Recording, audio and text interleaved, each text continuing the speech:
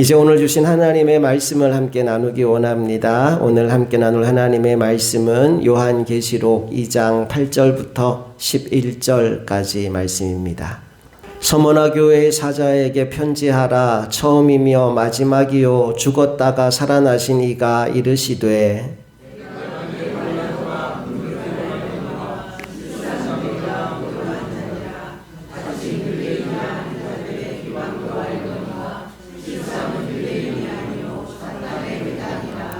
너는 장차 받을 고난을 두려워하지 말라. 볼지어다 마귀가 장차 너희 가운데서 몇 사람을 옥에 던져 시험을 받게 하리니 너희가 10일 동안 환난을 받으리라. 내가 죽도록 충성하라. 그리하면 내가 생명의 관을 내게 주리라. 귀 있는 자는 성령이 교회들에게 하시는 말씀을 들을지어다. 이기는 자는 둘째 사망의 해를 받지 아니하리라. 아멘. 오늘은 죽도록 충성하라 라는 제목으로 하나님 말씀을 나누겠습니다. 지난주 오후 예배 시간에 요한계시록 전체의 구조를 제가 설명해 드렸는데요. 오후 예배 참석하지 못한 분들은 처음 듣는 이야기일 수도 있고 해서 다시 한번 제가 전체 구조를 여러분에게 좀 소개해 드리고 오늘 설교로 들어가려고 합니다. 그리고 할 수 있으면 매주 설교할 때마다 이 구조를 먼저 보여드리고 그리고 말씀에 들어가려고 해요. 그렇게 하고자 하는 이유는 우리가 내비게이션을 활용할 때처럼 내가 지금 어디쯤 와 있는지 또 어디까지 가야 되는지를 알게 될 때 훨씬 편안하게 말씀의 여행을 할 수 있기 때문입니다. 자, 그래서 1장부터 요한계시록 22장까지가 어떻게 구성되어 있는지 구조를 좀 설명드릴 건데요. 일단 1장은 서론 부분입니다. 서론적인 이야기를 1장에서 다루고요. 2장과 3장 2장에 걸쳐서 7교회 이야기를 들려줍니다. 에베소, 서머나, 버가모, 두아디라, 사데, 빌라델비아, 라오디게아 교회의 상황에 대해서 설명해주고 권면해주고 책망하기도 하고 칭찬도 하는 메시지가 2장과 3장에 걸쳐서 나옵니다. 그리고 4장과 5장에서는 이 땅에서 그렇게 7교회가 고난을 당하고 어려움을 당할 때 저 하늘나라에서 일어나는 일, 요한을 올라오라 불러서 하늘의 예배, 천상의 예배의 모습을 보여주는 내용이 4장과 5장에 나옵니다. 그리고 6장부터 16장까지가 어쩌면 요한계시록에서 제일 어려운 난해한 부분이라고 할 수 있는데 7개의 7에 관한 이야기들이 반복됩니다. 7개의 인이 박혀있는 두루마리, 7개의 나팔이 불 때 이 땅에 일어나는 일들, 7개의 대접을 하나하나 쏟아부을 때 일어나는 현상들이 6장부터 16장까지 반복적으로 나오게 됩니다.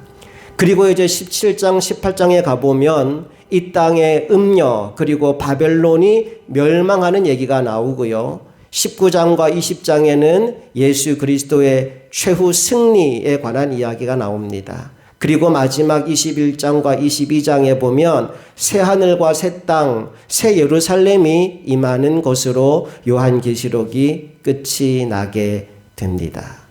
자, 한번 여러분들의 기억력을 한번 제가 테스트해 보겠습니다. 공부는요, 집에 가서 하는 게 아니고요, 학교에서 하는 겁니다.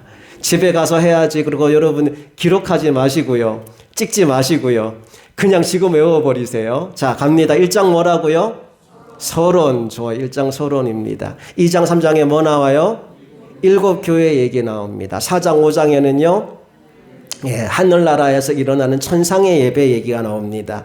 6장부터 16장이 제일 어려운 부분이라 했어요. 뭐뭐뭐 나오죠? 7개의 인, 7개의 나팔, 7개의 대접 얘기가 나옵니다. 그리고 대접이 다 쏟아졌으니까 이 땅에 바벨론이 어떻게 될까요? 망하겠죠. 17장, 18장은 바벨론의 멸망입니다. 반대로 19장, 20장은 누구의 승리일까요? 예수 그리스도의 승리입니다. 우리 주님이 승리하셨으니까 마지막 21장, 22장에 뭐가 임하게 된다고요? 새하늘과 새 땅, 새 예루살렘이 임하게 됩니다. 요게 1장부터 22장의 내용입니다. 한 번 더 갈게요. 자, 1장 뭐라고요? 서론. 2장, 3장 일곱 교회 이야기. 4장 5장 하늘의 예배. 6장부터 16장 일곱 개의 인, 일곱 개의 나팔, 일곱 개의 대접 이야기. 17장 18장에는요 바벨론의 멸망. 19장 20장은 예수 그리스도의 승리. 21장 22장 새하늘과 새 땅, 새 예루살렘이 임하는 이야기. 이게 전체 요한계시록의 구조입니다. 그래서 여러분들이 내가 지금 몇 장째를 가고 있으니까 어떤 부분이네, 어떤 내용을 나누겠네, 여러분 짐작할 수 있어요. 15장 가고 있어. 15장이면 지금 일곱인, 일곱 나팔, 일곱 대접 이야기네. 어려운 부분이니까 조금만 더 지나가 봐야지 생각하면 돼요. 19장 들어가서 와, 예수님이 이제 승리하시겠구나. 예수님의 승리하는 장면 내가 잘 봐야지. 그렇게 보면 돼요. 한 장 한 장 읽어가면서 내가 있는 위치를 알게 되면 훨씬 더 말씀에 대한 이해도가 빨라질 수 있습니다. 우리가 지금 나누는 부분은 두 번째 파트예요. 2장과 3장에 걸쳐서 나오는 일곱 교회의 이야기를 지금 우리가 나누고 있습니다. 지난주에는 그 첫 번째 이야기 에베소 교회를 살펴봤는데 간단하게만 정리하겠습니다. 에베소 교회는 어떤 교회였느냐? 첫째, 한마디로 말하면 열심 있는 교회였습니다. 2장과 3장에 이렇게 말씀이 나왔거든요. 같이 읽어볼게요. 시작. 내가 내 행위와 수고와 내 인내를 알고 또 악한 자들을 용납하지 아니한 것과 자칭 사도라 하되 아닌 자들을 시험하여 그의 거짓된 것을 내가 드러낸 것과 또 내가 참고 내 이름을 위하여 견디고 게으르지 아니한 것을 아노라. 네가 얼마나 열심히 하나님을 섬겼는지, 너의 행위와 수고와 인내와 게으르지 않은 것을 내가 다 알고 있다. 주님이 그들의 열심을 인정해 주셨습니다. 그런가 하면 둘째, 에베소 교회는 어떤 교회였느냐? 이단으로부터 진리를 지켜낸 교회였습니다. 2절 말씀에 보면요, 악한 자들을 용납하지 않았다라는 말씀이 나와요. 6절 말씀을 보면요, 너희들이 니골라당의 행위를 미워했다라는 말씀도 나옵니다. 이단들이 침범해 올 때 진리의 말씀을 붙잡고 그 교회를 이단들로부터 지켜냈다는 거죠. 나는 오늘 흥업교회도 에베소 교회와 같이 하나님 보시기에 인정할 만큼 열심히 있는 교회, 또 진리를 붙잡고 이단으로부터 이 교회를 지켜내는 교회라고 칭찬받게 될 수 있기를 간절히 소망합니다. 자, 그런가 하면 이 에베소 교회를 향한 주님의 엄중한 책망과 경고의 메시지도 있었습니다. 그 내용이 뭐였습니까? 한마디로 말하면 처음 사랑을 버린 교회였다는 겁니다. 4절 말씀을 함께 읽어볼게요. 시작. 그러나 너를 책망할 것이 있나니 너의 처음 사랑을 버렸느니라. 너무 칭찬할 게 많은 교회였지만 한 가지, 사랑을 버렸다라는 책망을 받아요. 그런데 이게 얼마나 심각한 문제였는지, 만일 너희들이 이것을 회개하지 않고 돌이키지 않잖아, 그러면 내가 가서 촛대를 그 자리에서 옮겨버리겠다라고 하는 아주 무서운 말씀을 하셨어요. 촛대를 옮긴다라는 말씀의 의미가 뭐냐 하면 내가 더 이상 너희를 보호하지 않겠다는 거예요. 지금 예수님의 모습이 이렇게 등장했잖아요. 일곱 교회 사이를, 일곱 촛대 사이를 거니시는 분으로 등장했어요. 그러니까 교회를 돌보고 보호하시는 주님이 내가 돌보던 교회 촛대를 옮기겠다라는 말의 의미는 너희들 더 이상 내가 보호하지 않을 거야 라고 하는 말씀을 주고 있는 겁니다.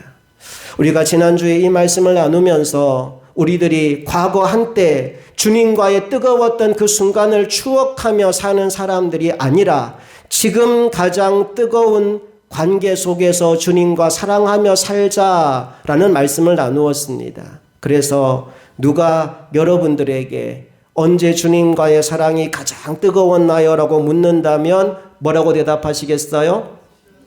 바로 지금이요. 오늘이요. 라고 대답할 수 있는 우리 모두가 될 수 있기를 간절히 소망합니다. 자, 이제 오늘은 두 번째 교회인 서문학 교회를 만나게 될 텐데, 놀랍게도 서문학 교회는 책망 없이 칭찬만 받았던 교회였습니다. 지도를 보면 아시겠지만 서머나라는 지역 역시 바닷가에 위치해 있습니다. 에베소 교회도 바닷가에 있고요. 서머나 교회도 바닷가에 위치해 있습니다. 이 말의 의미는 여기도 에베소 못지않게 물질적으로 풍요한 도시였음을 짐작하게 하는 대목입니다. 역사의 기록에 따르면 이곳에는 경기장과 도서관과 극장이 있었고 인구도 50만 명에 달했다라고 합니다. 그리고 우상 숭배와 함께 특히 황제 숭배가 극심했던 곳이 바로 서머나, 오늘의 이즈미르라는 지역입니다. 자, 그런데 2장 9절 말씀을 보니까 이 풍요로운 도시에서 서머나 교회 성도들은 오히려 극심한 환난과 궁핍 가운데 있었다라고 말씀하고 있어요. 9절을 함께 읽어보겠습니다. 시작. 내가 내 환난과 궁핍을 알거니와 실상은 내가 부요한 자니라. 보십시오. 부요한 도시에 살면서 그들은 환난과 궁핍 가운데 처하게 됐어요. 그 이유가 뭘까요? 오직 한 가지 이유 때문입니다. 바로 하나님을 믿는 신앙을 끝까지 지키려고 했기 때문이에요. 마치 일제강점기에 신사참배를 거부했던 사람들에게 온갖 고난이 찾아왔던 것처럼 이 서머나 지역에서는 황제 숭배를 거부하는 사람들에게 온갖 어려움이 임했던 겁니다. 서머나 교회 성도들은 신앙 때문에 직장을 잃었습니다. 엄청난 세금을 내야 했습니다. 심지어 재산을 모두 압류당하기도 했습니다. 그런데 그래도 그들은 자신의 신앙을 포기할 수 없었습니다.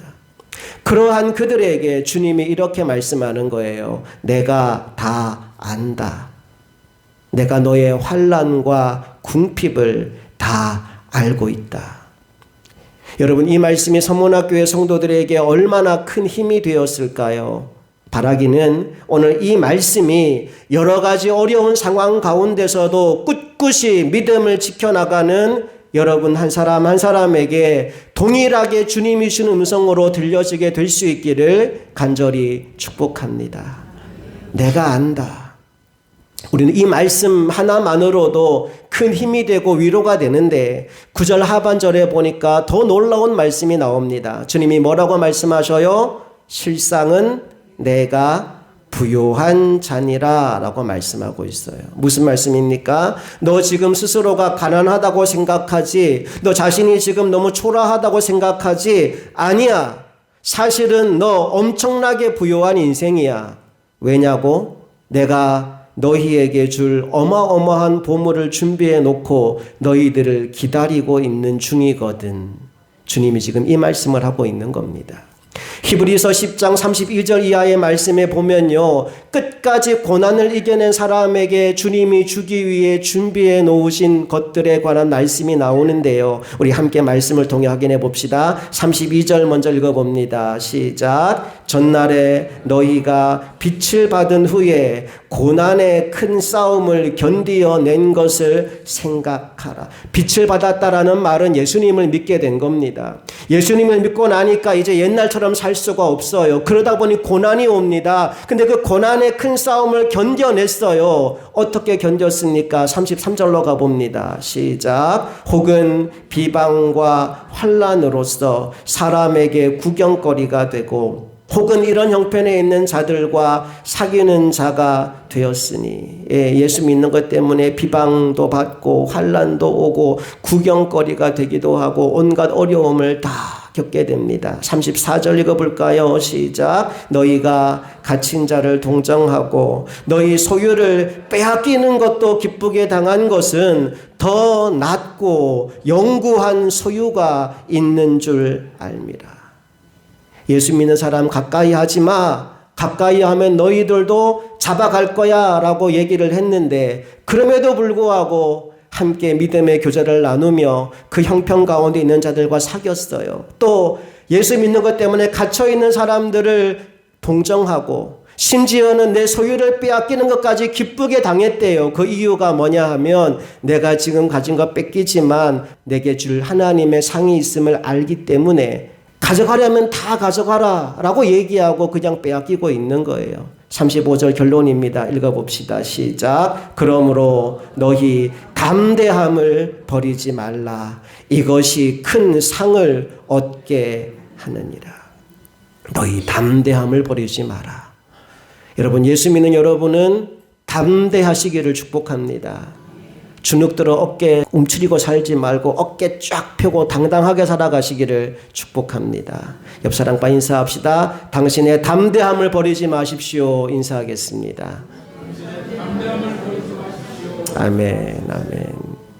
이 시간 여러분들에게 정말 진지하게 묻고 싶은 질문이 있습니다. 둘 중 하나를 선택해야 한다면 여러분 무엇을 선택하시겠습니까? 1번은 이 땅에서 잠시 누리는 평안함과 즐거움입니다. 2번은 영원한 하나님 나라에서 얻게 될 칭찬과 상급입니다.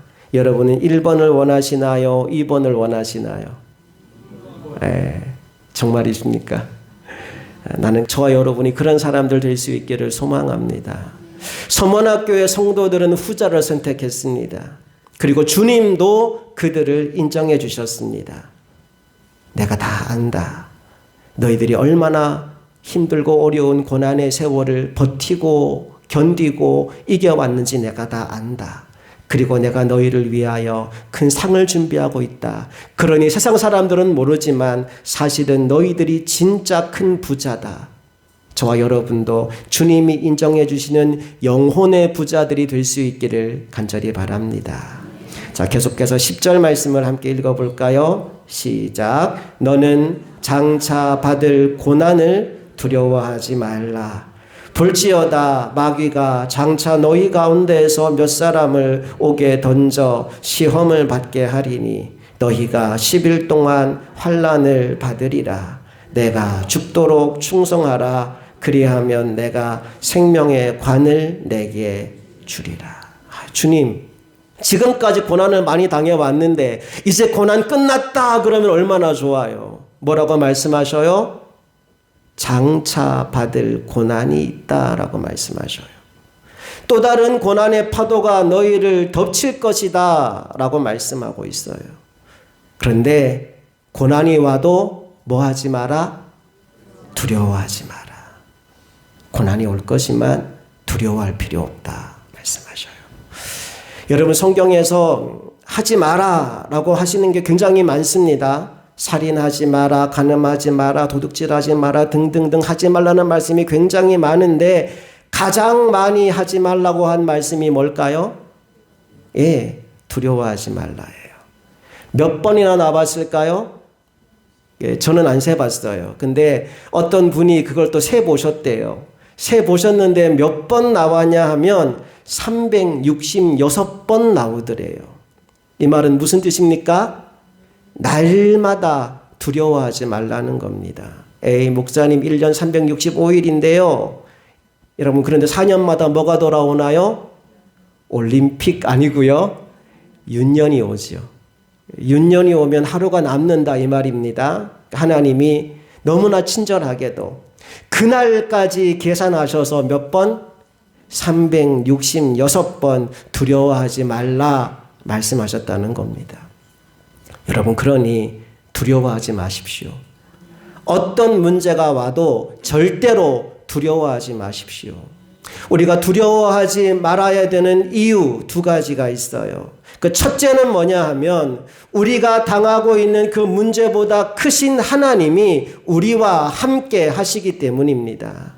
정말 아멘이죠. 이사야서 41장 10절 말씀 보십시오. 하나님 이렇게 말씀하셨어요. 함께 읽어봅니다. 시작. 두려워하지 말라. 내가 너와 함께함이라. 놀라지 말라. 나는 내 하나님이 됨이라. 내가 너를 굳세게 하리라. 참으로 너를 도와주리라. 참으로 나의 의로운 오른손으로 너를 붙들리라. 두려워하지 마라. 내가 너와 함께 있다. 여러분, 어려운 문제가 찾아올 때마다 이 말씀을 꽉 붙잡는 여러분 되시기를 축복합니다. 그런가 하면 우리가 두려워하지 않아야 될 두 번째 이유가 있어요. 그게 뭐냐 하면 그 문제가 무엇이든지 간에 반드시 어떤 날이 온다고요? 끝나는 날이 오게 될 것이라는 사실 때문입니다. 예, 그 문제 지나갈 거예요. 지금은 도저히 끝날 것처럼 보이지 않지만 반드시 지나가게 되어 있습니다. 끝나는 날이 반드시 옵니다. 10절 말씀을 다시 한번 볼까요? 다시 한번 읽어볼게요. 시작. 너는 장차 받을 고난을 두려워하지 말라. 볼지어다 마귀가 장차 너희 가운데에서 몇 사람을 옥에 던져 시험을 받게 하리니. 그 다음 뭐라고 나와요? 너희가 10일 동안 환난을 받으리라. 얼마 동안?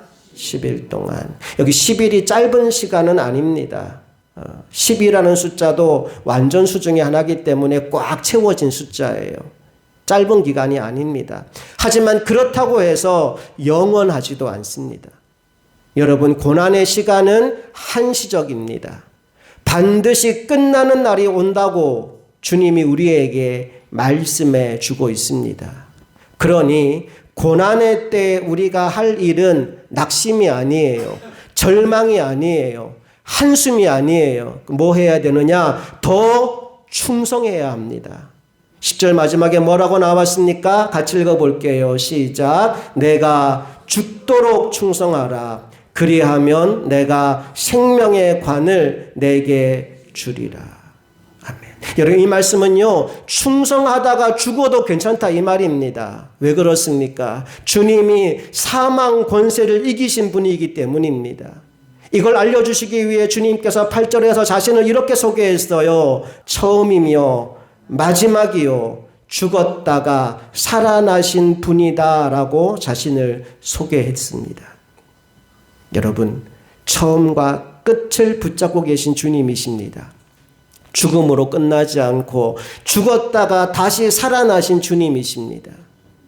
그러니 여러분들이 그 주님을 믿는 믿음으로 끝까지 충성하시기를, 그래서 약속하신 그대로 생명의 관을 받아 하나님께 영광 돌리며 많은 사람에게 박수 받는 자리에서는 우리 모두가 될 수 있기를 간절히 바랍니다. 특별히 여기서 이 생명의 관, 여기서 말하는 생명의 관은 격렬한 운동 경기에서 최종 우승을 한 선수에게 씌워주는 관입니다. 당시 서머나에 아까도 말씀드린 것처럼 큰 경기장이 있었어요. 서머나 사람들은 매년 그곳에서 피땀 흘리며 운동하는 선수들의 모습과 또 치열한 경기에서 승리한 선수에게 수여되는 빛난 면류관을 보면서 살아왔을 거예요. 그런데 그 영광스러운 생명의 면류관을 누구에게 주겠다고요? 끝까지 믿음을 지키며 충성한 성도들에게 주님이 직접 씌워주시겠다 약속하고 있는 겁니다. 야고보서 1장 12절 말씀을 보니까 이런 말씀이 있더라고요. 함께 스크린 보면서 읽어봅니다. 시작. 시험을 참는 자는 복이 있나니 이는 시련을 견디어낸 자가 주께서 자기를 사랑하는 자들에게 약속하신 생명의 면류관을 얻을 것이기 때문이라. 여기도 나오죠. 생명의 면류관. 여러분 한번 상상해 보십시오. 세상에서 가장 큰 부자이신 하나님이 또한 세상에서 가장 사랑하는 우리를 위해서 준비해 놓으신 상이라면 그 상이 얼마나 크고 엄청날지 여러분 기대가 되지 않습니까? 우리가 세상적인 눈으로 모든 것을 바라볼 때에는 아마 그리스도인만큼 불쌍한 사람이 없을 거예요. 그런데 우리의 눈을 바꿔서 영적인 눈으로 바라보게 된다면 여러분 영원한 생명과 영원한 사망이 보이지 않겠습니까? 그렇게 되면 그리스도인만큼 영광스러운 사람이 없고 세상 권세자들만큼 불쌍한 사람이 없다는 사실을 우리가 알게 됩니다. 나는 저와 여러분들이 이것을 보는 눈이 열려지게 될 수 있기를 간절히 축복합니다. 이제 계속해서 마지막 11절 말씀을 함께 읽어볼게요. 시작. 귀 있는 자는 성령이 교회들에게 하시는 말씀을 들을지어다. 이기는 자는 둘째 사망의 해를 받지 아니하리라. 아멘. 여기 둘째 사망이라는 말이 나와요. 성경에 보면 세 가지 죽음이 있다라는 말씀을 들려줍니다. 첫 번째 죽음이 뭐냐 하면 영적인 죽음입니다.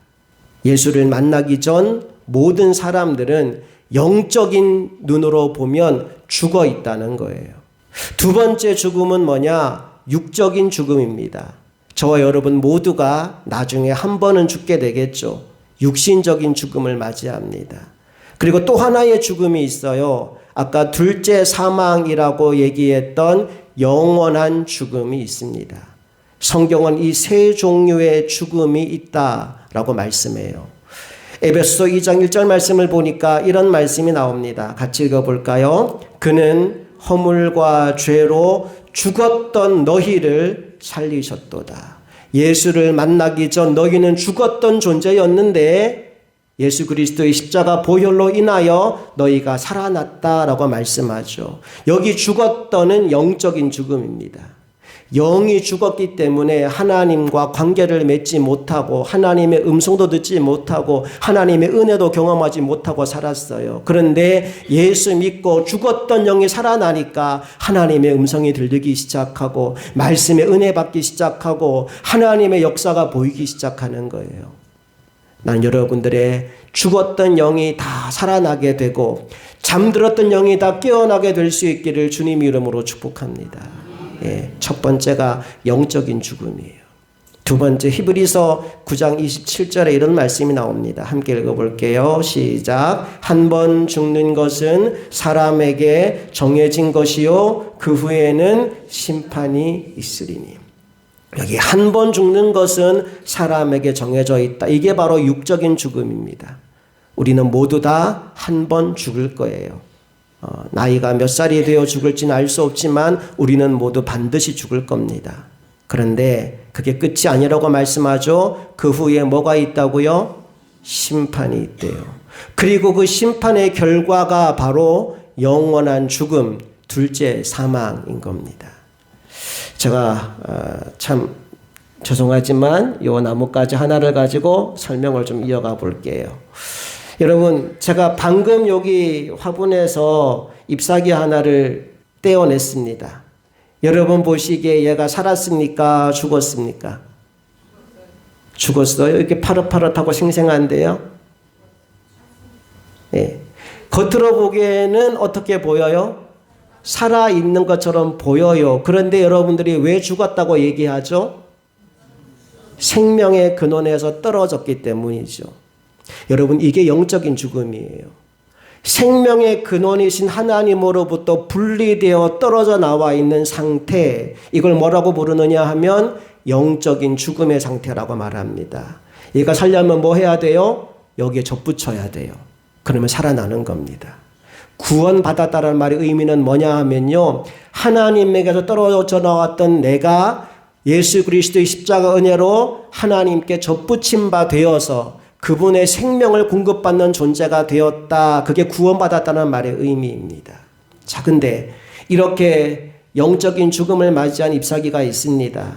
지금 보기에는 파릇파릇하고 괜찮아 보여요. 근데 얘를 가만히 두면 한 달 뒤에 어떻게 될까요? 다 말라 비틀어.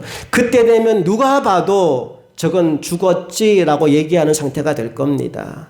잎사귀에 있던 모든 수분이 다 빠져나가고 정말 이제는 잘못 만지면 바스라질 정도로 뻣뻣해지게 굳어지게 될 겁니다. 우리의 신체도 그러하다는 겁니다. 어릴 때 건강하고 말랑말랑했던 아기가 시간이 지나고 나이를 먹어가면서 뻣뻣해지고 주름이 생기고 백발이 되고 머리도 빠지고 허리도 굽고 온 몸이 이제 점점점 굳어져 가는 거예요. 그러다가 어느 순간 얘가 완전히 말라서 생기를 잃어버리는 순간이 올 거예요. 그 순간이 어떤 죽음일까요? 육신의 죽음입니다. 그리고 요즘처럼 추운 날씨가 됐을 때 우리 집에는 화목 보일러가 있어요. 그래서 이제 들판에 있는 마른 나뭇가지를 다 쓸어 담아가지고 불 속에 집어넣었어요. 그 불 속에서 활활 타서 이제는 그 형태마저 사라져버리게 되겠죠. 여러분, 그게 어떤 죽음일까요? 영원한 죽음, 불못에 던져지는 것. 그게 성경이 얘기하는 세 가지 죽음입니다. 우리 요한계시록 20장에 보면요, 둘째 사망에 대한 더 자세한 말씀이 나와 있는데 우리 12절부터 15절까지를 같이 읽어볼게요. 시작. 또 내가 보니 죽은 자들이 큰 자나 작은 자나 그 보좌 앞에 서 있는데 책들이 펴 있고 또 다른 책이 펴졌으니 곧 생명책이라. 죽은 자들이 자기 행위를 따라 책들에 기록된 대로 심판을 받으니 바다가 그 가운데에서 죽은 자들을 내주고 또 사망과 음부도 그 가운데에서 죽은 자들을 내주매 각 사람이 자기의 행위대로 심판을 받고 사망과 음부도 불못에 던져지니 이것은 둘째 사망 곧 불못이라. 누구든지 생명책에 기록되지 못한 자는 불못에 던져지더라. 말씀을 보니까요, 이제 주님이 흰 보좌에 앉아서 심판하시는데 그때 주님 앞에 책이 몇 권 펴 있을까요? 2권 있어요. 한 권은 어떤 책이냐 하면 생명책입니다. 또 한 권은 이 사람이 일평생 살아온 삶의 행동들을 기록해 놓은 행위록이 있습니다. 어떻게 살아왔는지 출생부터 죽을 때까지 이 사람이 일평생이 다 기록된 책입니다. 2권의 책이 주님 앞에 놓여져 있어요. 자, 물어볼게요. 생명책과 행위록 중에 주님이 어떤 책을 먼저 펴보실까요? 생명책을 먼저 펴보십니다. 이름이 있어요. 그럼 행위록을 보실까요? 안 보실까요? 볼 필요 없어요. 예수 그리스도 십자가 은혜가 이 사람을 덮었어요. 너의 일평생 지은 죄가 하나도 안 보인다. 너는 천국으로 가라 그러실 거예요. 근데 생명책에 이름이 없어요.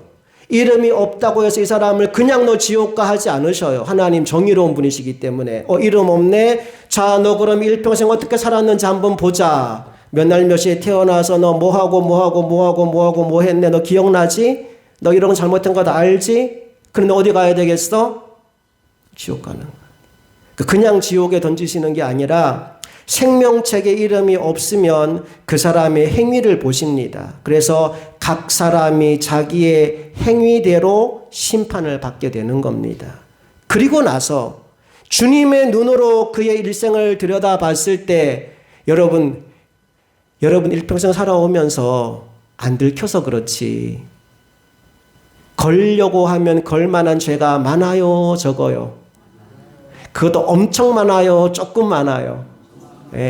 그죠? 저도 그래요. 걸려고 하면요, 어마무시하게 많은 것들이 우리 뒤에 숨겨져 있어요. 청문회 할 때 보세요. 장관 되겠다고 청문회 나오면 정말 온갖 것들이 다 나오잖아요. 너무나 나는 감추고 싶었던 치부들이 다 드러나요. 근데 세상에 검찰이 발견할 수 있는 게 그 정도인데 우리의 내면까지 들여다보신 하나님 앞에 드러나지 못할 죄가 어디 있겠어요? 피할 사람이 아무도 없어요. 그래서 둘째 사망, 불못에 던져지게 되는데 이 무섭고 엄중한 말씀 뒤에 희망의 메시지가 나온다니까요. 15절 뭐라고 했나요? 다시 한번 읽어봅시다. 시작. 누구든지 생명책에 기록되지 못한 자는 불못에 던져지더라. 바꾸면 어떻게 됩니까? 생명책에 기록된 사람은 불못에 던져지지 않더라 라고 읽을 수 있겠죠. 자, 다시 오늘 본문 돌아와 보세요. 끝까지 충성하고 믿음으로 살았던 서머나 성도들에게 뭐가 없다고 말씀했나요? 둘째 사망이 없다라고 말씀했어요. 너희들에게는 둘째 사망이 없어. 그러나 그들을 핍박하고 심지어 죽음의 자리로 내몰았던 로마의 권세자들에게는 100% 둘째 사망이 기다리고 있다는 거예요. 여러분, 그래서 눈을 뜨는 것이 중요합니다. 진짜 중요한 게 뭔지, 진짜 가치 있는 것이 무엇인지를 제대로 보는 눈이 열리게 될 때 우리 삶의 우선순위가 달라지고 또 우리 인생의 미래가 달라지게 될 줄로 믿습니다. 사랑하는 성도 여러분, 저는 여러분에게 어떤 고난, 어떤 고통, 어떤 문제가 있는지 또 어떤 어려움을 겪고 있는지 세세하게 다 알지는 못합니다. 그러나 주님은 아십니다.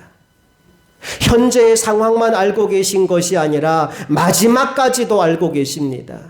그 주님께서 끝까지 충성하라고 말씀하십니다. 마지막까지 신실함을 잃지 말라고 말씀하고 있습니다. 나는 저와 여러분이 하나님 나라가는 그날까지 이 말씀을 붙잡고 살아서 주님 앞에 갔을 때 칭찬과 함께 생명의 면류관을 받는 그 영광스러운 자리에 함께 설 수 있기를 간절히 소망합니다. 함께 기도하시겠습니다.